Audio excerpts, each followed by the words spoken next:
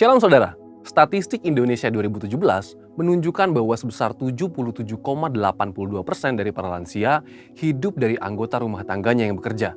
Dan 49,06% dari mereka yang bekerja adalah anak-anak mereka.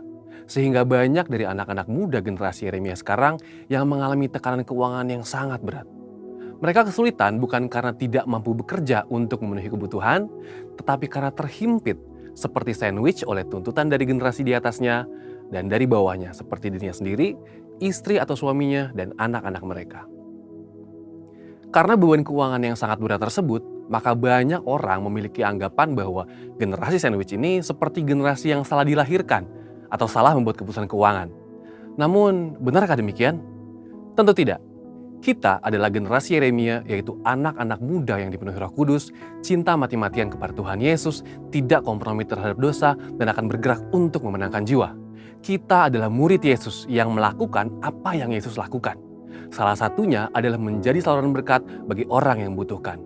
Dalam Voice of Pentecost kali ini, kita akan membahas generasi Yeremia, bukan generasi sandwich. Pertama, kita perlu pahami bahwa istilah generasi sandwich tidaklah muncul baru-baru ini. Tahun 1981, seorang profesor di Universitas Kentucky Lexington, Amerika Serikat, menuliskan satu artikel berjudul The Sandwich Generation, Adult Children of the Aging. Generasi sandwich dikatakan sebagai generasi orang dewasa yang harus menanggung 3 generasi. Orang tuanya atau generasi atas, anaknya atau generasi bawah, dan dirinya sendiri yang terhimpit di tengah. Menjadi sumber penghidupan bagi seluruh anggota keluarga bukanlah suatu pilihan atau salah dilahirkan, tetapi merupakan suatu kebenaran.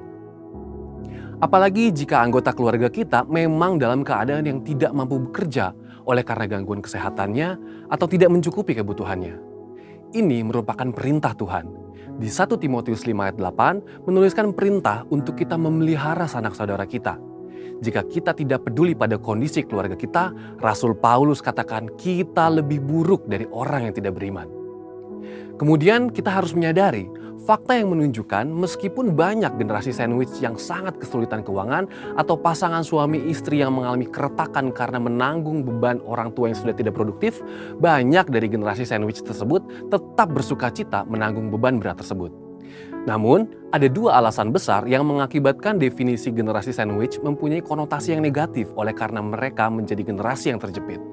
Alasan tersebut antara lain adalah, dari sisi yang ditanggung, merasa bahwa generasi anak-anak mereka memang wajib memberikan semua yang diminta oleh orang tua, tanpa sadar bahwa yang dimintanya itu melebihi kemampuan anak-anaknya.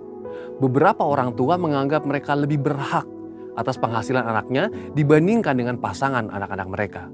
Sikap dan perilaku tersebut acap kali menimbulkan konflik di antara anak-anak mereka dengan pasangannya. Dalam kondisi ini, apa yang dituliskan Alkitab bagi kita? 1 Timotius 6 ayat 6-8 mengajarkan untuk setiap orang percaya memiliki rasa cukup. Ibrani 13 ayat 5 mengulang pesan yang sama dengan tambahan supaya kita jangan menjadi hamba uang. Biarlah setiap orang mencukupkan diri dengan penghasilan yang diterimanya. Untuk para orang tua, percayalah bahwa anak-anak yang sudah dibesarkan di dalam Tuhan pasti berusaha untuk menjadi berkat bagi orang tuanya. Dari sisi penanggung, mereka gagal memahami bahwa kita harus menghormati orang tua kita seperti yang firman Tuhan katakan di salah satu dari 10 perintah Allah. Sehingga akan baik keadaan kita dan lanjut umur kita, firman Tuhan katakan di Ulangan 5 ayat 16. Tetapi memang kita harus senantiasa minta tuntunan Roh Kudus agar dapat membedakan prioritas dalam mengatur keuangan. Seperti misalnya bisa membedakan kebutuhan-kebutuhan antara keluarga inti dan keluarga besar. Di samping itu, Tuhan Yesus juga mengatakan di Lukas 14 ayat 28 mengenai perlunya sebuah perencanaan. Dalam hal ini adalah perlunya memiliki sebuah perencanaan keuangan agar kita bisa mencukupi di masa depan dan tidak menjadi generasi sandwich selanjutnya. Setelah anak dan orang tua ada dalam paradigma yang benar di dalam Tuhan, maka kita dapat membuat strategi untuk keluar dari himpitan keuangan ini. Bagaimana caranya?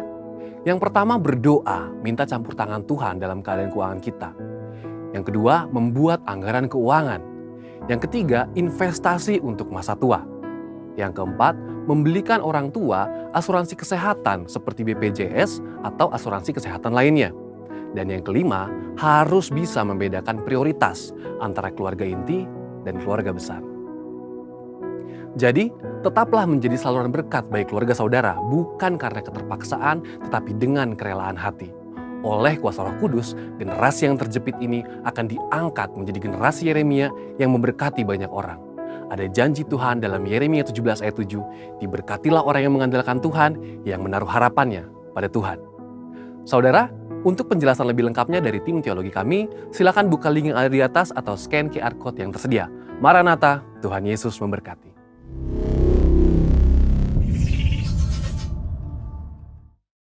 Pentakosta ketiga adalah pencurahan Roh Kudus yang dahsyat di zaman ini, melebihi yang terjadi di Azusa Street. Pentakosta ketiga akan mengakibatkan penuaian jiwa yang terbesar dan yang terakhir sebelum Tuhan Yesus datang kembali. Pentakosta ketiga akan membangkitkan generasi Yeremia, yaitu anak-anak muda yang dipenuhi Roh Kudus, cinta mati-matian kepada Tuhan Yesus, tidak kompromi terhadap dosa dan akan bergerak untuk memenangkan jiwa. Pentakosta ketiga lahir di Indonesia yang bergerak ke bangsa-bangsa. Gerakan ini dari timur ke barat dan akan kembali ke Yerusalem.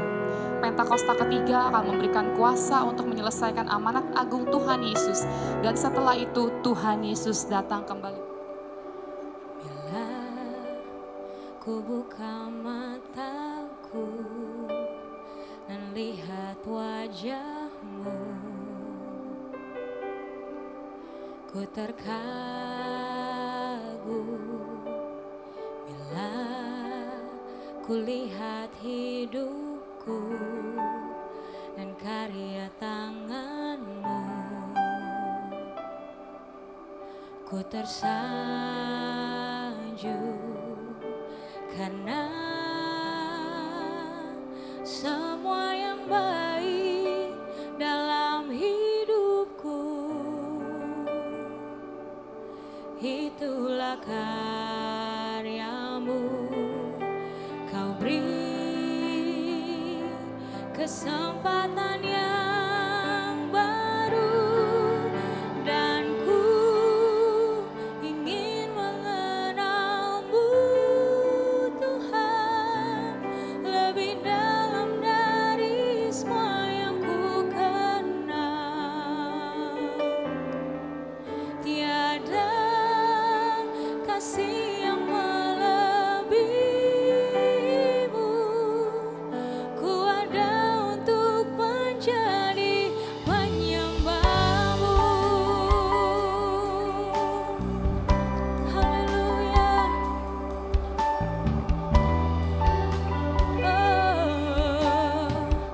Mari kembali sama-sama katakan. Bila ku buka mataku dan lihat wajah-Mu, ku terkagum. Bila ku lihat hidupku dan karya tangan-Mu, ku tersanjung karena semua yang baik dalam hidup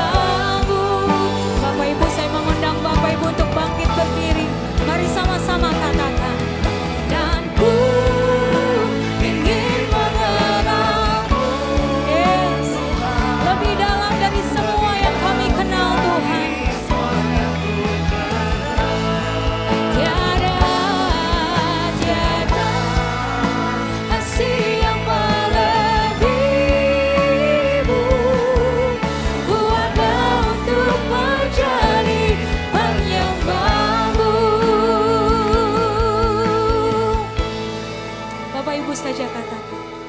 Dan ku, yes. Sampaikan sama Tuhan.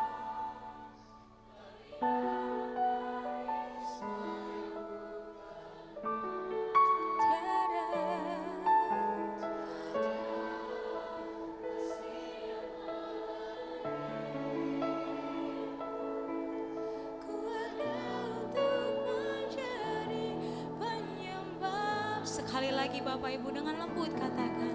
Dan ku ingin mengenalmu Tuhan, lebih dalam dari semua yang ku kenal.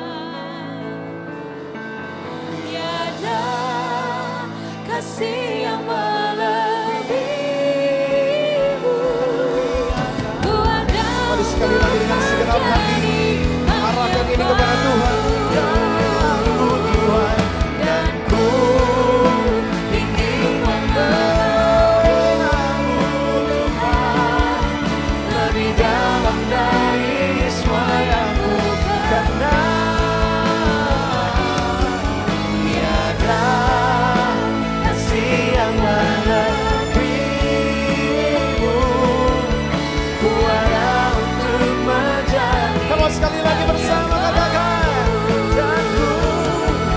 Dan ku ingin mengenalmu. Ini kerinduan kami Tuhan. Lebih dalam dari semua yang ku kenal. Tiada kasih yang melebihimu. Ku ada untuk menjadi penyembahmu. Kami ada, ku ada untuk menjadi, ku ada untuk menjadi, ku ada untuk menjadi penyembahmu.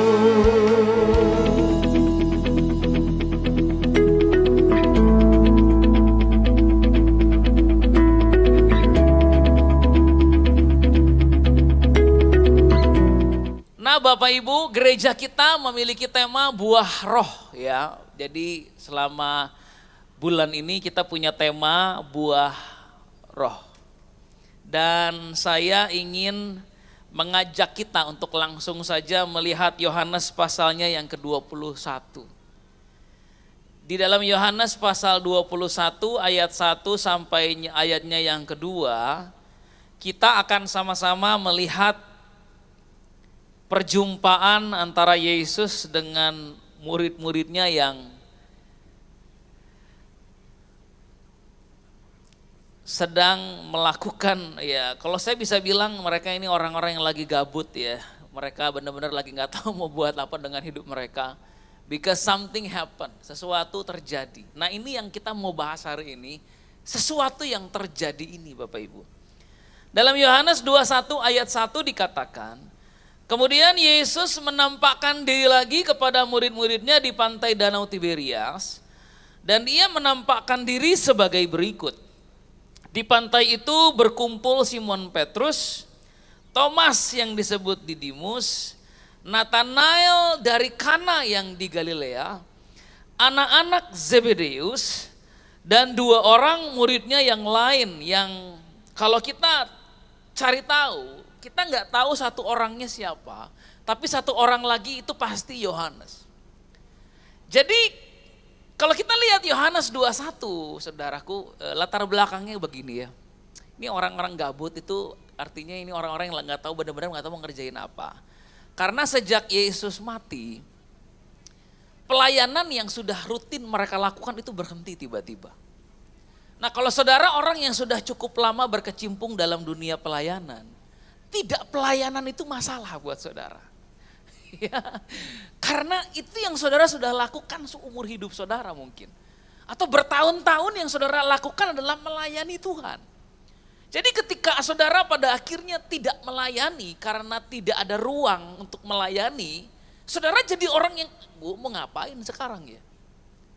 Nah ini dialami oleh murid-murid ketika Yesus mati, Alkitab berkata Mereka melarikan diri, mereka kabur.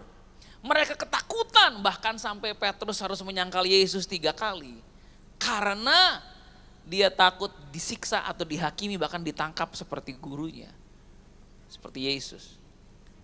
Nah, murid-murid yang tercerai-berai ini selama 3 hari hidup dalam ketidakpastian. Sampai pada akhirnya Yesus bangkit di hari yang ketiga dan dia memutuskan untuk mencari murid-muridnya. Pada kemana ini ya? Kalau misalnya Yesus itu punya anggota kul 12 orang, yang satu kan mengkhianati dia lalu mati, dia cari yang 11, pada kemana nih anggota kulnya ini? Kok hilang? Gitu ya. Si Petrus kemana? Ini 3 hari hilang, gak ada lagi. Nah, dia memutuskan untuk menampakkan diri, kalau Kisah Rasul 1 berkata. Berulang-ulang menampakkan diri kepada murid-muridnya.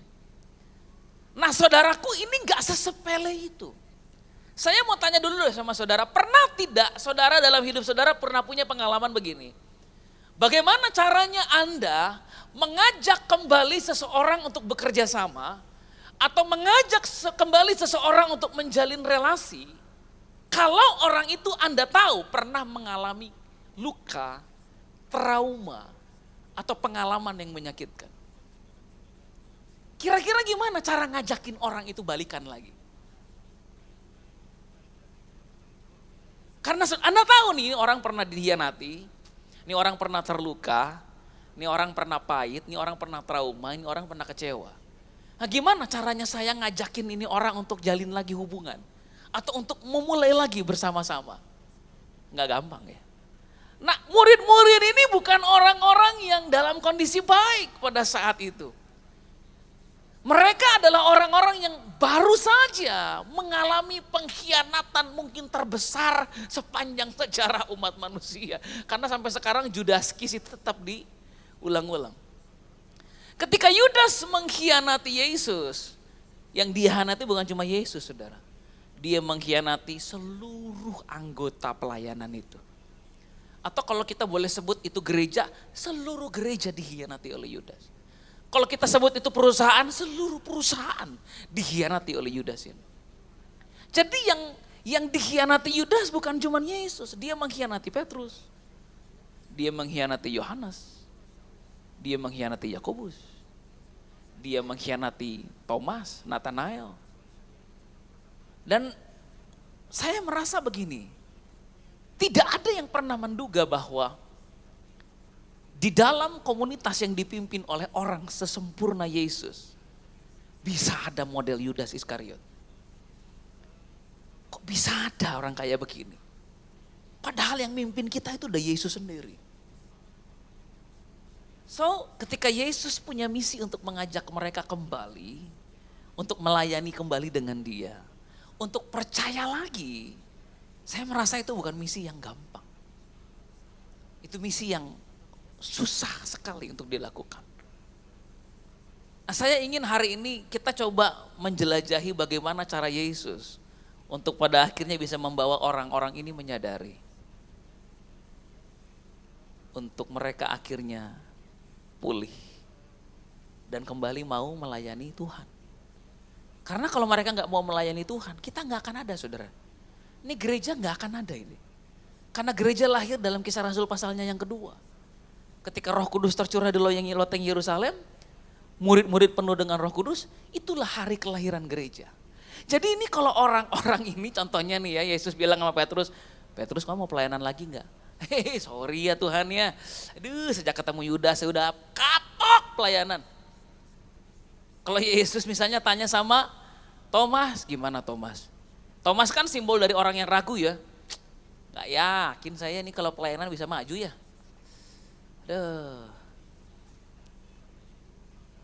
Bayangkan kalau orang-orang ini yang diajakin Yesus untuk pelayanan lagi. Untuk yuk kita pelayanan, rintis pelayanan lagi nih. Enggak mau. Enggak ada GBI Gajah Mada. Enggak akan ada, saudara. So saya merasa penting untuk kita tahu apa yang buat Yesus mampu membuat orang-orang ini yakin. Untuk move on lagi. Setelah pengalaman yang buruk di masa yang lalu. Nah saudaraku, di dalam Alkitab, kita melihat tadi ada beberapa nama dan saya ingin saudara memperhatikan nama-nama ini karena nama-nama ini mengandung simbol dari orang-orang di sekeliling kita. Kalau kita lihat di situ ada yang namanya Simon Petrus. Simon Petrus adalah simbol dari orang yang keras dan kasar. Itu simbol gambaran dari Petrus. Orang keras, kasar dan sombong. Ketika dia menyangkal Yesus 3 kali, itu saya merasa orang-orang tertentu kayaknya seneng ya. Saudara pernah gak sih merasa senang karena orang yang saudara lihat hebat, luar biasa, dahsyat, rohani, diberkati, terus jatuh. Terus saudara bilang begini, lah kan gue bilang juga apa, jatuh juga loh gitu ya. Pernah nggak saudara berpikir bahwa kalau kita bisa lihat orang yang kelihatannya rohani, yang kelihatannya baik, yang kelihatannya memimpin dengan luar biasa, lu jatuh, misalnya tiba-tiba cerai aja gitu deh. Kita bisa gini, kan gua bilangin juga apa, ini pendeta ini bisa jatuh nih. Enggak ada ya di sini, enggak ada ya, enggak ada di sini, baik-baik semua ya, di sono ada banyak. Nah, saya membayangkan orang-orang ini mungkin murid-murid dan yang lain-lain itu ngelihat Petrus agak kesel. Kenapa? Karena orang ini agak sombong. Dia pernah bilang begini, Tuhan, sekalipun yang lain meninggalkan engkau, aku tidak akan meninggalkan engkau. Ketika Yesus muncul di tengah badai malam-malam, kapal mereka tergoncang, Petrus dong bilang begini, Tuhan, kalau itu engkau izinkan aku berjalan di atas air. Ini orang sombong banget. Bahkan ketika Yesus tanya, menurut kamu siapa aku?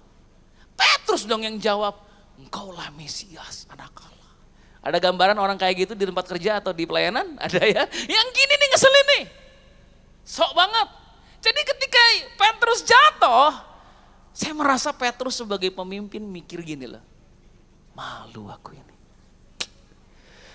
Apa yang aku ngomongin sama apa yang aku alamin itu kok jauh banget bedanya.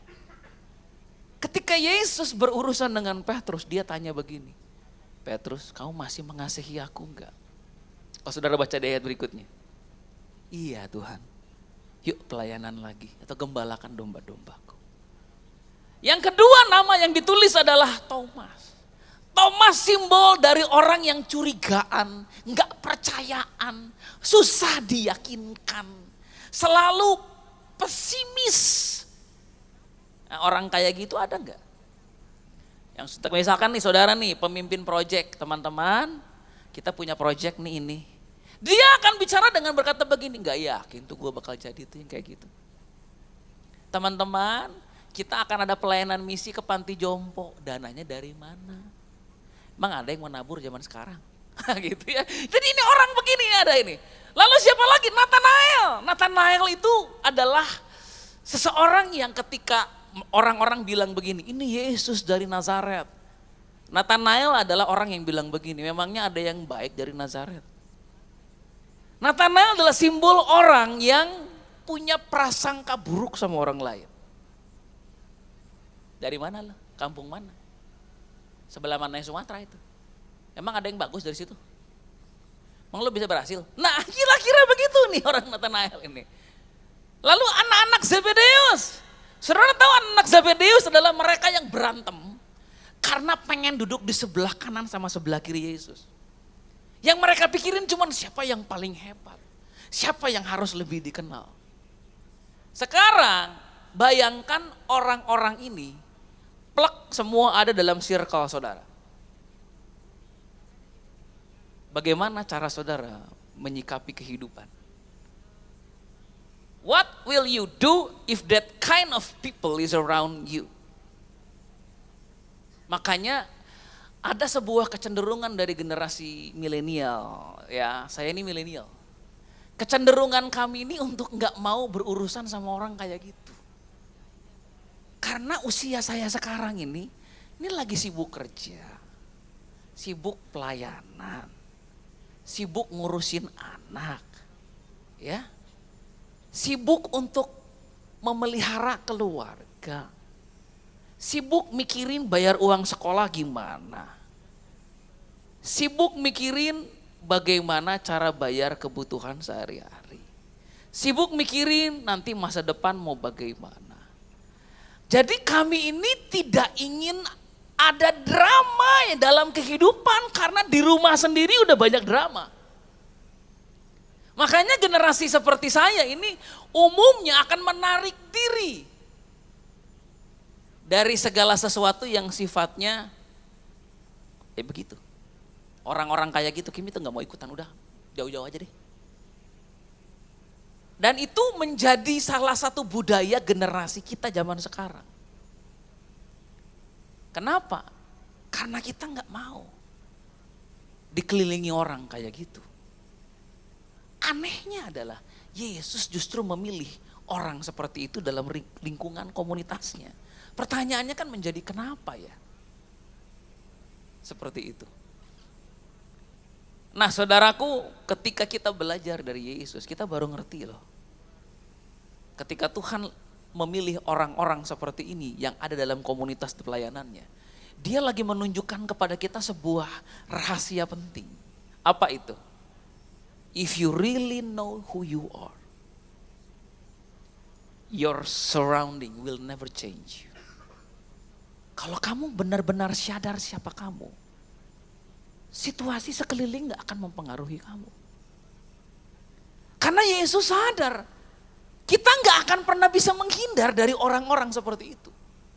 Mereka akan selalu ada dalam hidup kita, saudaraku. Saudara mau kemanapun ada orang kayak gitu. Pak, ini alasan saya, Pak udah gak mau ke gereja, Pak. Di gereja itu orang kayak Petrus, Nathanael, Thomas, Sabedeus, aduh banyak Pak. Males saya ketemu orang kayak gitu. Coba pulang ke rumah, pasti mirip-mirip. Iya Pak, pas saya pulang ke rumah, istri saya Petrus Pak. Kerasnya minta ampun. Mungkin ada yang bilang begini, kalau istri saya sih enggak Pak. Dia sangat mengerti saya. Tapi waktu anak saya lahir Pak, benar-benar mirip saya Pak. Musuh besar saya anak saya ini. Kenapa? Karena waktu saya lihat dia, saya lihat diri saya sendiri. Dan betapa menyebalkannya diri saya ternyata. So kita gak bisa ternyata menghindar dari orang seperti itu. Kita akan ada di sekeliling mereka seumur hidup kita. Nah saya diajar Tuhan ini agak gak enak karena saya ini tipe orang yang introvert saudara. Adik saya yang tadi nge-WL juga introvert, cuman saya gak tahu dosisnya udah berapa, saya berapa. Cuman kami ini tipe orang yang kalau semakin sedikit manusia di dunia ini makin bahagia hidup kami. Ya. Jadi kalau makin sedikit orang yang ketemu saya makin damai sejahtera. Kalau ada orang bilang, Pastor berarti di rumah kasihan Pastor ya. Sepi, sendiri. Iya tapi saya bahagia sekali. Saya enggak merasa kesepian itu musuh besar saya. Karena saya menikmati kesendirian. Saya kalau ketemu orang udah capek saya. Saya lelah, saya perlu waktu menyendiri untuk menikmati hidup saya sendiri dan saya dapat energi saya kembali. Nah saya ini tipe orang yang kalau diajak ngopi sama orang, saya bakal tanya dulu, rundown-nya bagaimana? RAPBN-nya seperti apa? Lalu kita mau ngapain di sana? Kalau jawabannya yang ngopi-ngopi aja ngobrol-ngobrol, oh saya skip. Baru kemarin ada orang tiba-tiba ngajak ketemuan kita di lift terus ini. Waduh Pastor kapan nih Pastor kita ngopi-ngopi ngobrol-ngobrol. Jawaban saya apa? Iya kapan ya. Cuma itu saya nggak ngasih tahu kapannya. Karena itu tipe saya. Nah Tuhan tegur saya ketika dia ngasih saya cerita tentang Yesus ini. Dan dia bilang begini, Joseph. Kalau kamu terus berusaha menghindari orang yang seperti itu dalam hidupmu, kamu tidak akan pernah menjadi serupa dengan aku. Kesimpulannya sederhana, you will never change. You will never change. Nah masalahnya gini loh saudaraku, kita ini kan gak tahu ya kita perlu berubah apa enggak, bener gak sih? Ada gak di antara saudara yang tiba-tiba, kling, saya harus berubah. Kayaknya jarang walaupun memang ada. Jarang tiba-tiba kita sambil ngopi makan ayam pisang goreng gitu. saya harus berubah. Kayaknya jarang. Kadang kita baru sadar kita perlu berubah when something happen. Ketika pernikahan kita digoyang, ketika kita kedapatan ternyata melakukan sebuah pelanggaran, ketika ternyata anak-anak kita di rumah tidak lagi menghargai kita, ketika kita merasa kehidupan kita sendiri kok jadi amburadul, kita mulai sadar bahwa saya harus berubah. Kalau nggak pernah ada orang-orang itu di sekeliling kita, mungkin kita nggak akan pernah sadar bahwa kita perlu berubah. Dan karena kita nggak sadar kita perlu berubah, kita nggak akan pernah berubah. Jadi Petrus ketika dia bertemu dengan Yesus, saya ingin ajak saudara, yuk kita perhatikan percakapan Yesus dengan Petrus yuk. Dalam Yohanes pasal 21, ayatnya yang ke-15, kan sesudah sarapan Yesus makan-makan dengan mereka kan, lalu Yesus ngobrol. Waktu itu ada Thomas, ada Nathanael, ada anak-anak Zebedeus, ada Petrus. Nah di tengah-tengah mereka, Yesus tiba-tiba cuma lihat Petrus. Dan Yesus tanya begini, Simon anak Yohanes, apakah engkau mengasihi aku lebih daripada mereka ini? Jawab Petrus kepadanya, benar Tuhan, engkau tahu bahwa aku mengasihi engkau. Titik ya, titik doang. Kata Yesus kepadanya, gembalakanlah domba-dombaku. Saudara, dalam bahasa asli pertanyaan Yesus sebenarnya begini, kamu agape enggak sama aku? Lebih daripada mereka ini. Kata agape itu artinya kasihmu kepadaku itu adalah kasih yang sempurna atau tidak. Lalu Petrus jawab dengan bahasa Yunaninya juga begini, aku cuma phileo. Phileo artinya, aku bukan agape kepadamu. Aku phileo. Phileo itu artinya begini, cintaku kepadamu itu hanya berdasarkan pengertian dan kekuatanku sendiri. Phileo adalah cintamu dan kekuatanmu sendiri. Yesus tanya, kamu agape, kamu punya kasih Tuhan enggak dalam hidup kamu? Dia jawab, enggak. Aku cuma mengasihimu dengan kekuatanku sendiri. Lalu Yesus bilang, gembalakan domba-dombaku.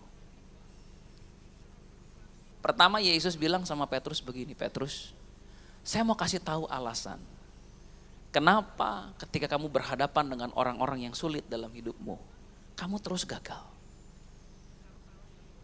Kenapa kamu selalu gagal? Berhadapan dengan orang-orang yang sulit. Sampai akhirnya kamu berpikir untuk meninggalkan mereka, meninggalkan pelayanan, meninggalkan dunia yang telah kamu hidupi ini, dan kembali menjadi nelayan. Dalam Yohanes 21 ayat 1 tadi.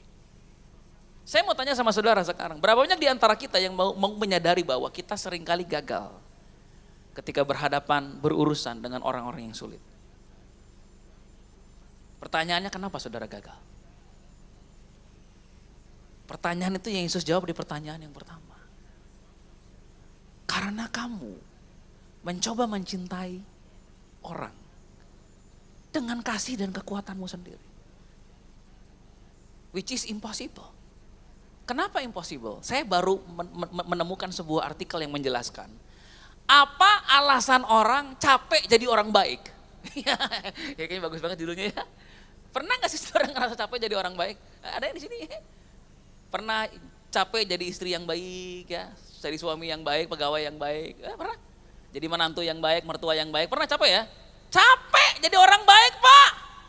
Nah, saya mau kasih tahu alasannya kenapa ada orang-orang yang katanya capek jadi orang baik ya. Pertama, orang itu capek jadi orang baik karena untuk mencintai orang lain mengeluarkan energimu secara emosional. Dan itu yang Petrus rasa dan murid-murid yang rasa. Tuhan, mencintai orang tuh capek loh. Jadi kadang saya ini capek mencintai orang yang gak mencintai balik. Coba lihat wajah-wajah yang jomblo, mungkin begitu rasaannya. Enggak, saya bercanda. Ya enggak, saya enggak lagi nyinggungnya, jadi jangan pulang ya. Tapi mencintai orang yang gak mencintai balik itu melelahkan, saudara. Benar? Berbuat baik kepada orang yang kita tahu tidak berbuat berbuat baik lagi kepada kita, itu melelahkan.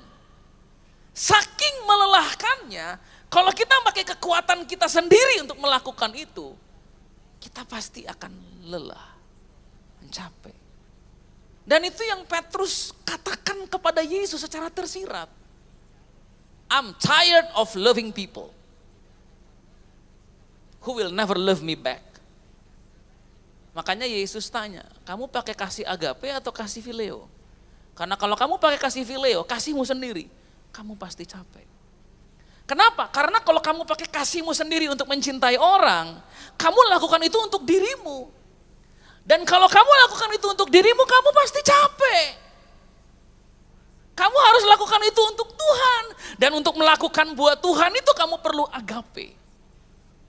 Petrus sadar, iya. Kedua, kenapa orang capek jadi orang baik? Dikatakan karena orang menyadari dia sudah menjadi seperti Mesias. Ada sebuah sindrom namanya Mesias Syndrome. Mesias Syndrome ini begini saudaraku.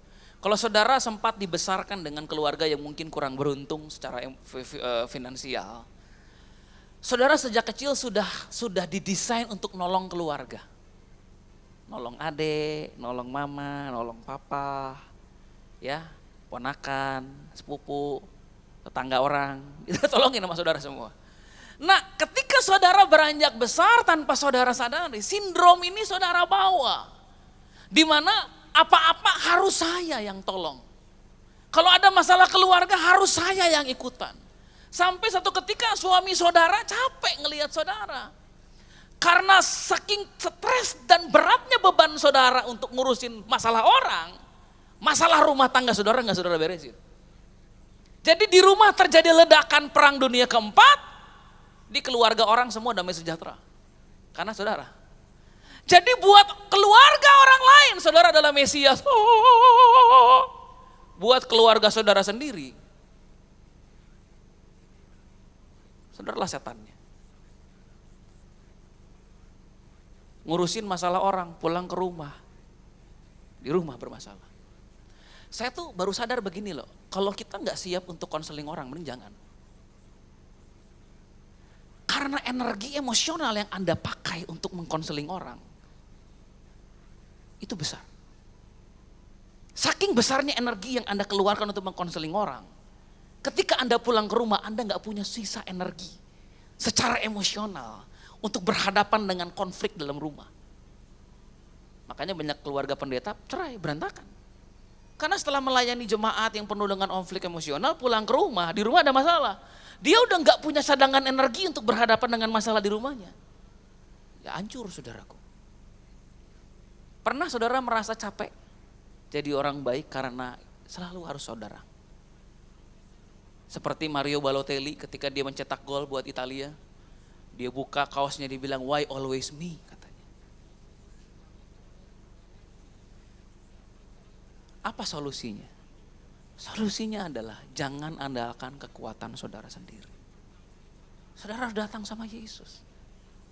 Dan bilang begini, Tuhan, saya tuh capek loh Tuhan. Saya ini generasi sandwich. Tahu sandwich? Ya. Uang saya habis cuman buat biayain mama, adik-adik. Bahkan untuk saya sewa Netflix bulanan aja nggak bisa Tuhan.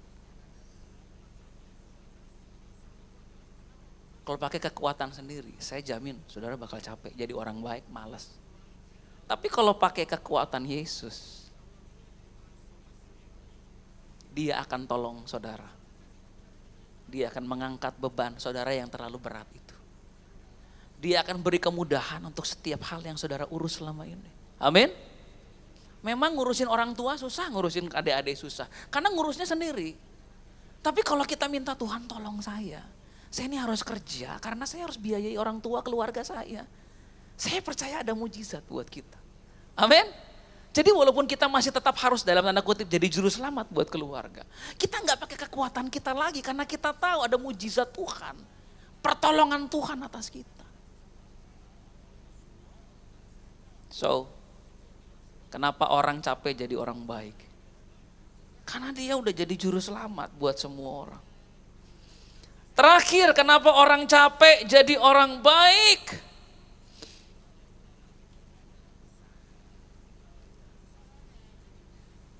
Karena pengalaman-pengalaman menyakitkan yang dia alami ketika dia jadi baik.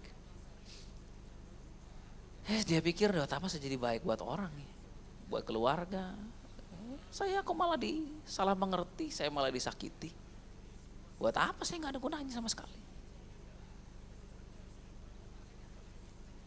Ada di antara saudara yang hari ini sedang merasa capek jadi orang baik? Ada? Capek ya Bu? Ya nggak apa-apa, jujur saya pernah capek jadi orang baik, pernah. Saya pernah bilang sama istri saya, kalau ada satu hari, 1 bulan, 1 tahun Sabat, saya nggak pelayanan. Kayaknya bahagia hidup saya.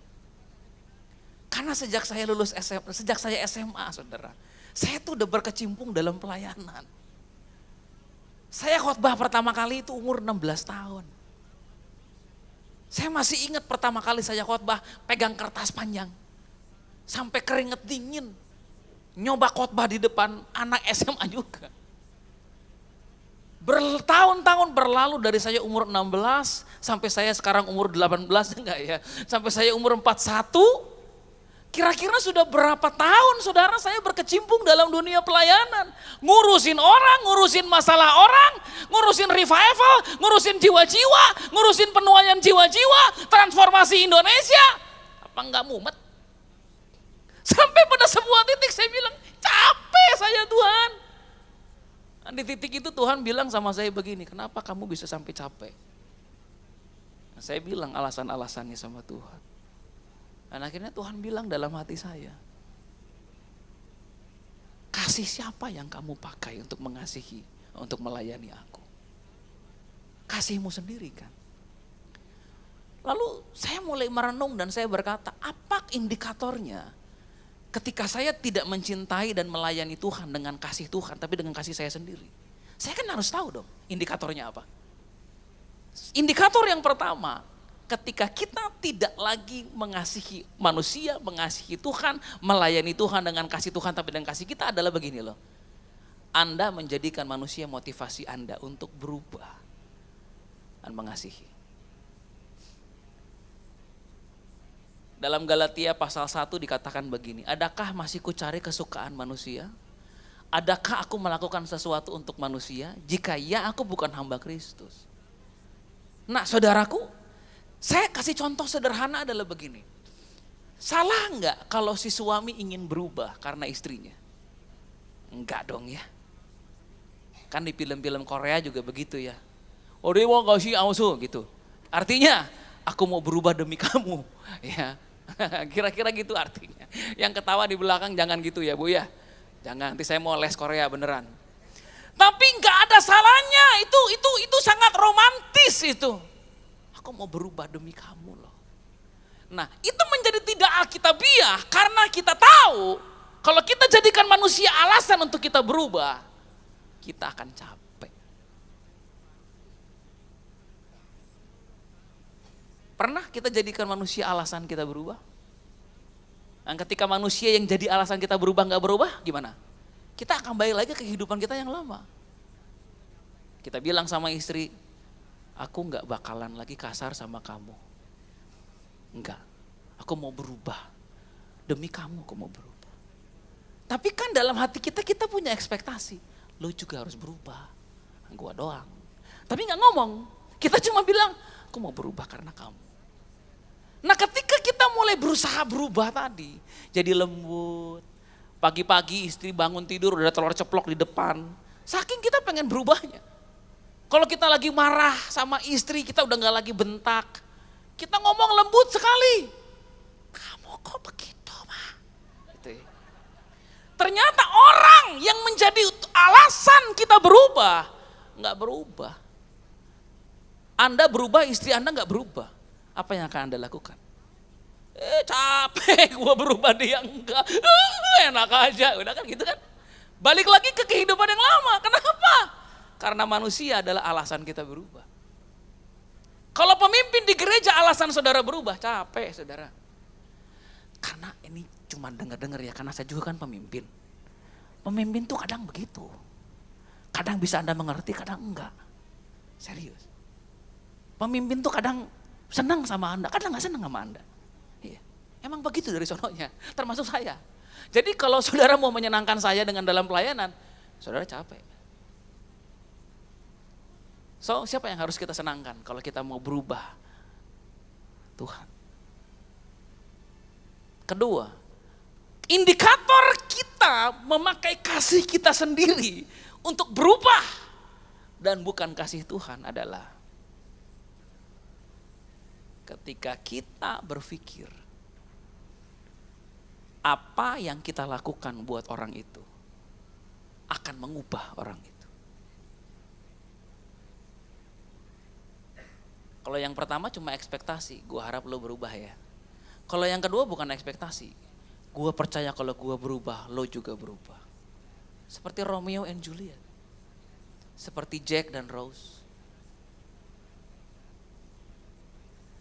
Kalau itu kita jadikan alasan, Pak, saya percaya sama Bapak ya, saya hormat sama Bapak. Saya harap Bapak juga hormat sama saya. Kalau enggak, Pak Gembala, saya sungguh-sungguh loh pelayanan di gereja Pak. Tapi sebagai gantinya Bapak harus menghargai pelayanan saya di gereja. Ya kalau enggak, capek kan? Setelah capek, balik lagi aja ke kehidupan yang lama. Ku telah capek ya, dan kita capek. Jadi apa standarnya kalau kita mau berubah? Dan kita mau belajar untuk mengasihi orang. Harus Tuhan lagi. Ketiga, apa indikatornya kita gunakan kasih kita sendiri untuk berubah dan bukan kasih dari Tuhan. Diri kita sendiri. Memang gak ada salahnya sih bilang ke diri saudara sambil mandang cermin ya. I do this for you. You know. Lo harus berubah. Lo tahu nggak? Lo tuh berharga. Lo tuh istimewa, tahu nggak lo tuh? Lo harus berubah karena nih orang-orang nggak akan ngehargain lo kalau lo nggak berubah. Kalau hidup susah terus orang nggak akan ngehargain lo. Harus berubah, come on, gitu ya. Kayaknya kan keren juga itu ya. Tapi sampai berapa lama? Sampai akhirnya saudara lelah dengan diri saudara sendiri. Dan akhirnya berkata begini, Bang lo gak bisa diandelin. You know, I give up on you. Gitu ya. Lama-lama udah masuk rumah sakit jiwa. Karena begini terus, ngajak ngobrol cermin. Saudara saya mau bilang, diri sendiri kalau kita jadikan alasan motivasi berubah, itu pun akan membuat kita capek. Kenapa? Karena Anda pun gak bisa mengandalkan diri Anda sendiri. Alkitab berkata dalam Yeremia 17, terkutuklah orang yang mengandalkan dirinya sendiri. Jadi siapa yang harus kita andalkan? Tuhan.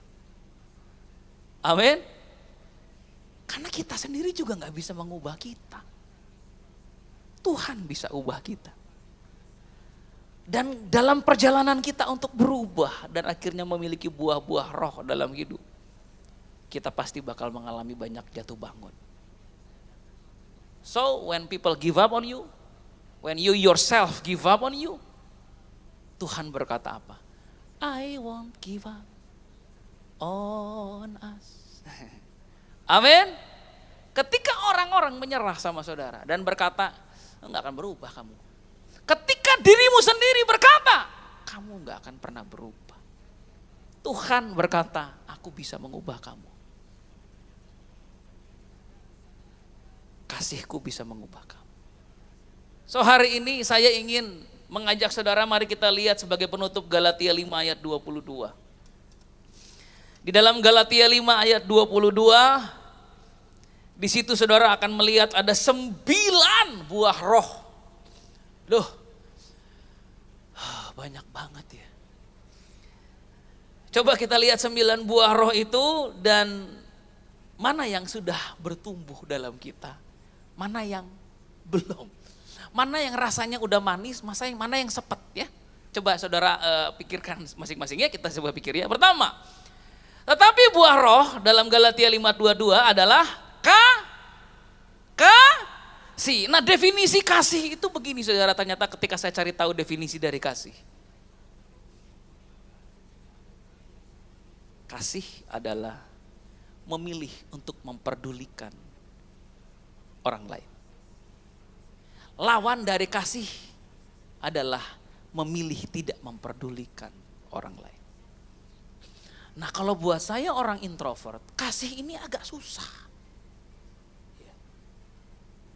Saya agak sulit untuk hal itu. Karena tipe saya adalah tipe yang gak peduli sama orang. Kecuali emang kelihatan udah susah banget, baru saya tolong. Ya, saya ini tipe bukan cuma introvert, saya ini warnanya, kalau warna karakternya tuh merah. Merah itu artinya begini, I don't care. Itu merah, makanya orang merah jadi pemimpin itu pasti kejem. Pak, Bapak udah kerja dengan kami 28 tahun dan ini akhir dari pengabdian Bapak ya di kantor kami. Gak bisa gitu Pak, istri saya mau makan apa? Ya nanti bagian keuangan akan langsung berurusan dengan Bapak ya, terima kasih ya Pak. Udah. Ya. Nah itu saya itu. Saya gak tahu apakah rekan-rekan pelayanan saya sadar, itu saya. Saya tipe berdarah dingin. Jadi untuk saya menumbuhkan buah kasih, di mana kasih itu artinya kamu putuskan peduli sama orang. Saya mau bilang sama saudara, itu perjuangan. Buat saya. Bukan berarti saya bukan orang yang gak punya kasih, enggak. Tapi buah roh kasih ini harus saya kembangkan. Dan gimana caranya saya mengembangkan buah roh kasih ini? Dengan Tuhan menarik saya dalam pelayanan. Ketika saya pelayanan, ketemu dengan Bu Selvi, pendoa dan lain-lain. Saya lebih banyak ketemu orang susah. Lebih banyak ketemu orang yang membutuhkan. Dengan tanpa saya sadari, saya diajar untuk lebih berempati dengan kehidupan orang. Nah kalau saya ngerem di rumah cuman main Pro Evolution Soccer 2020 gimana saudara? Kalau saya di rumah pakai headset terus main Call of Duty, game, ketemu gak saya sama orang susah? Enggak ketemu. Kalau saya di rumah seperti maunya saya ini introvert, di rumah aja, di rumah juga saya bahagia. Kira-kira mungkin gak ada orang tiba-tiba, tolong Pak Joseph yang lagi main game Pak, tolong saya punya masalah Pak, saya susah Pak, saya mau bunuh diri Pak. Ya kan enggak. Saya harus terjun ke dunia untuk menyadari ada orang yang membutuhkan. And I make my choice to do it, walaupun gak nyaman. Karena saya mau ada buah kasih ini muncul di hati saya. Kedua, sukacita. Siapa di sini yang hidupnya penuh dengan kecemasan? Susah tidur. Guling kanan, guling kiri, guling kanan, gak tidur-tidur saudara. Anehnya waktu scroll TikTok ketiduran. Nah itu kenapa itu? Saya gak ngerti itu. Ya tapi saudara punya masalah gak dengan roh suka, dengan buah sukacita ini? Kalau orang tanya sama saudara, saudara adalah orang yang paling susah bahagia. Saya mau tanya deh, buat saudara yang susah bahagia, saudara tuh mau apa sih? Supaya saudara bahagia itu saudara perlu apa? Alphard. Saudara perlu apa? Nikah di Disneyland. Coba saya tanya dulu, apa yang buat saudara bahagia kok sampai susah? Nah, kalau kita sadar buah sukacita itu enggak ada atau kurang, mau enggak kita kembangkan buah sukacita dalam kita? Gimana caranya Pak? Jadikan Yesus sumber sukacita saudara. Jadikan Yesus menjadi alasan kenapa saudara menikmati hidup. Bukan uang, bukan deposito, bukan tabungan, tapi Tuhan, Engkau yang buat aku menikmati hidup ini. Amin. So, coba saudara lihat buah-buah yang ada di sini. Ada damai sejahtera, apakah saudara orang yang selama ini selalu dilingkupi ketakutan, kekhawatiran? Ada kesabaran, apakah saudara adalah orang yang sangat tidak sabaran dalam hidup ini? Sehingga buah kesabaran itu asam rasanya. Kemurahan itu artinya generosity. Ada nggak di antara saudara yang buah generosity-nya tuh masih asem? Saudaraku, kita mau menabur untuk saudara-saudara kita yang terkena musibah, saudaraku. Dengan berat hati saudara bilang, Tuhan, berat sebenarnya saya mau nabur ini, tapi demi Tuhan, ini uang 1.000 saya tabur. Nah, kalau sampai begitu, itu udah kronis namanya ya. So, buah generosity saudara, itu harus saudara kembangin. Caranya apa, Pak? Caranya dengan menyadari bahwa Tuhan akan menyediakan segala yang kita perlukan dan kita gak akan pernah kekurangan. Amin. Satu buah lagi kita bahas dan kita berdoa. Yang terakhir yang mau saya bahas adalah buah penguasaan diri. Ada di antara kita yang sadar bahwa buah ini belum bertumbuh dengan maksimal. Kita selalu gagal ketika kita menguasai diri. Contohnya apa, Pak? Contohnya waktu lagi scroll TikTok. Ya kakak, ini etalase 8, udah mau habis loh kak, ayo sekarang, check out sekarang. Nah, saudara sadar bahwa saudara gak bisa menguasai diri ya. Kalau laki-laki ketawa agak aneh loh, curiga saudara juga sama kayak saya suka scroll. Ya. So, saudaraku, saya ingin hari ini mengajak kita merenung sebentar aja. Setiap kita pasti pengen berubah jadi orang yang lebih baik. Tapi memang keadaan dunia ini seringkali gak bisa jadikan kita alasan untuk saya mau berubah. Karena kita akan dikelilingi sama orang-orang yang sulit. Kita akan dikelilingi sama Petrus, dikelilingi sama Nathanael, dikelilingi sama orang-orang yang sepertinya memberikan kita begitu banyak alasan untuk gue gak perlu jadi orang baik. Lebih banyak alasan kita untuk menjadi tidak baik di dunia ini pada jadi baik. Makanya Tuhan kasih kita sebuah solusi. Jangan lihat manusia, jangan lihat keadaan, lihat aku aja. Jadikan aku alasan kenapa kamu mau berubah. Supaya sekalipun kamu dalam perubahan suami kamu belum, kamu gak kecewa. Karena kamu kan mau berubah bukan buat suami, kamu kan mau berubah buat aku. Izinkan suamimu, aku yang proses. Kamu aja berubah dulu, jadikan aku alasan kenapa kamu mau untuk berubah. Amin. Amin. Coba tolong tepuk, tanya kanan kirinya begini, kamu capek gak jadi orang baik?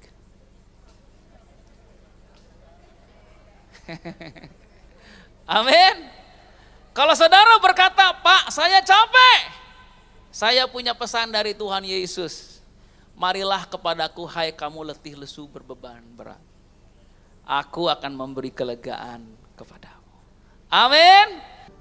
Saudara-saudaraku yang kekasih, pulanglah dengan kesadaran bahwa engkau dicintai Tuhan dengan sempurna. Kasih Bapa yang sempurna itulah yang akan mengubahkan saudara dan saya hari demi hari menjadi pribadi yang lebih baik, bahkan menjadi seperti dengan Yesus. Dan terimalah juga hari ini kuasa dari Tuhan Yesus Kristus. Sehingga apapun yang saudara kerjakan dibuatnya berhasil bagi kemuliaan nama Tuhan. Dan terimalah penyertaan dari Roh Kudus. Sebab saudara tahu kita tidak sendirian menjalani hidup ini. Dia menyertai kita mulai hari ini sampai selama-lamanya. Dalam nama Tuhan Yesus Kristus. Amin.